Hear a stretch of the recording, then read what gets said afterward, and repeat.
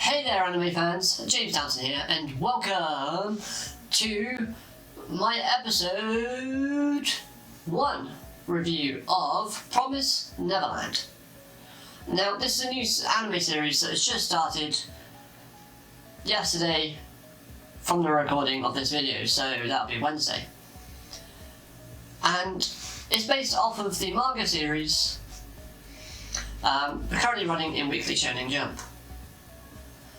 And personally, I thought this was a brilliant episode. So, let's start with the opening. The opening itself is very fast-paced, fast-moving. It shows that there's a lot of sort of action going on.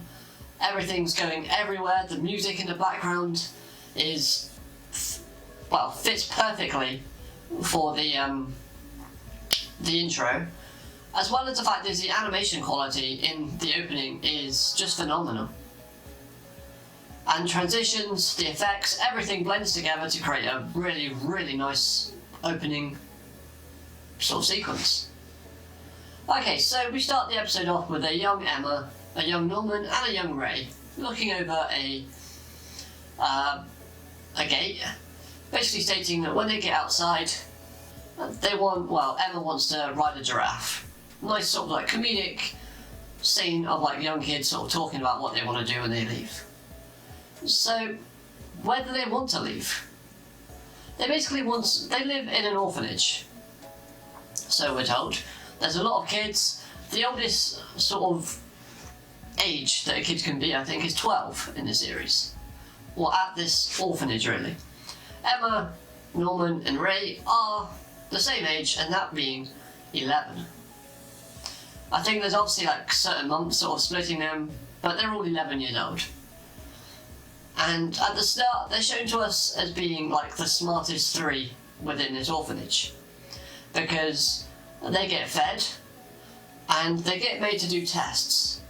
And at the end of the tests, the mother of the house, so Mum, Isabel, whichever you want to call her, she basically states that the 3 with the highest scores are Emma, Ray, and Norman. So, those being the oldest and those being the smartest, they're kind of like the role models for the other kids within the household. After seeing the test, we then go to a nice scene where we've got the whole kids playing tag, everyone except for Ray, of course. He's reading a book on his own. And it's basically Norman versus everybody else. And Norman's superiority against everybody is shown in this scene because he's a strategist. He can plan ahead and anticipate what his enemies are going to do and what their weaknesses are. As he states to most of the people, your weakness is, and then continues it up. But it also helps to reinforce that Emma is also one of the sort of top 3, because Emma and Norman are the last 2 in the game, with the clock ticking down. And then we get a nice little scene about everyone talking about what they're going to do when they leave. And it's a really nice touching scene with a little girl called Carney basically stating that although nobody else that has left this orphanage before has said they're going to write to them and never have written any letters, she states that she's definitely going to. That's the one thing she really wants to do in keeping in touch with all the other kids that she's grown up with. And understandably so.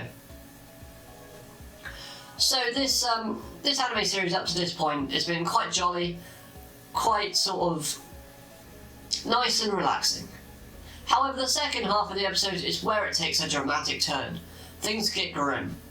And what we have is a slight sad scene of Carney leaving, everyone's upset, but this little bunny rabbit, Teddy, that she's been carrying around with her, she leaves at the house, which leaves Emma and Norman to run after her, basically.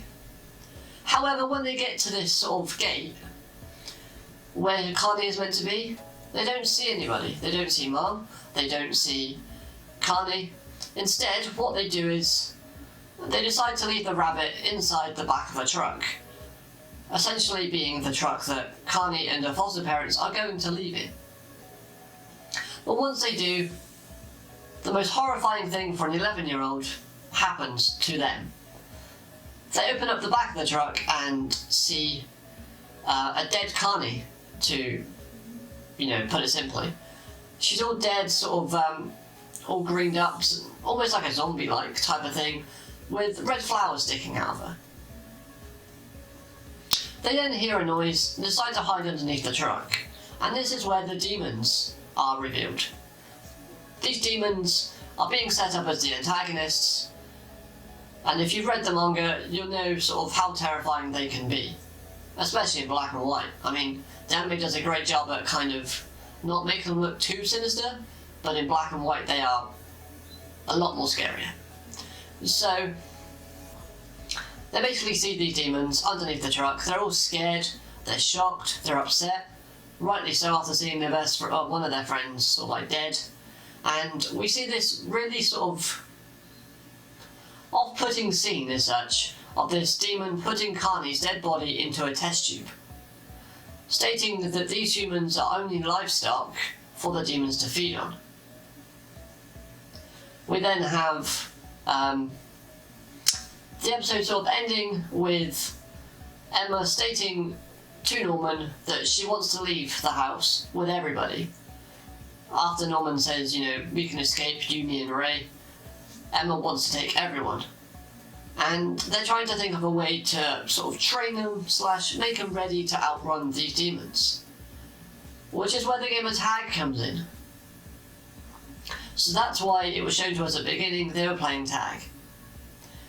The episode ends there basically, and throughout this episode, in bits and pieces, we see Ray sort of listening in onto Norman and Emma's conversation, picking up on signs and details. So he definitely knows something, but he's not telling us. And Mum, although everyone likes her within this house, she is collaborating with these demons.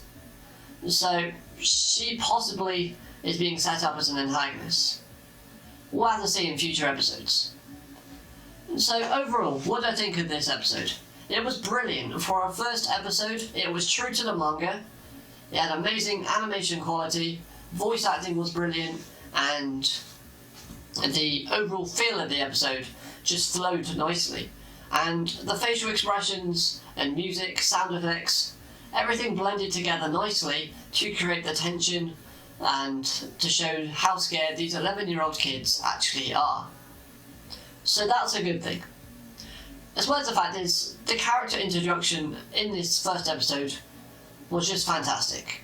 We have Emma, the main female character, who's shown to us to be quite jolly, friendly, smart, but she's also a little bit naive and too nice, which is also stated in the episode.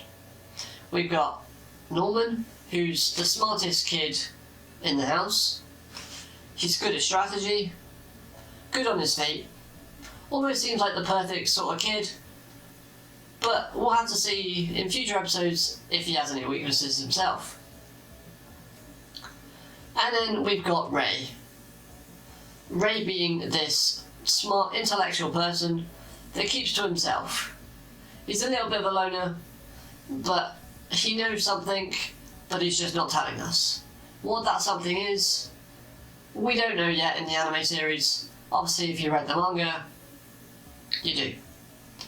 Okay, so wrapping up this review, if this anime actually follows the manga itself, I can see it being one of the greatest animes that have come out in a long time. That reason being is because the manga itself is just fantastic.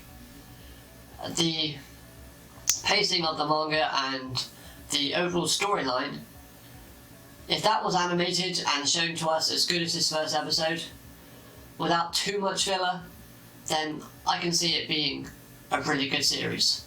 I'm not going to make the punt that it's a promising series, because that's probably going to be said over and over again. So that's going to do it for this review. I hope you've enjoyed it. If you have, consider subscribing and joining the Banana May Squad today.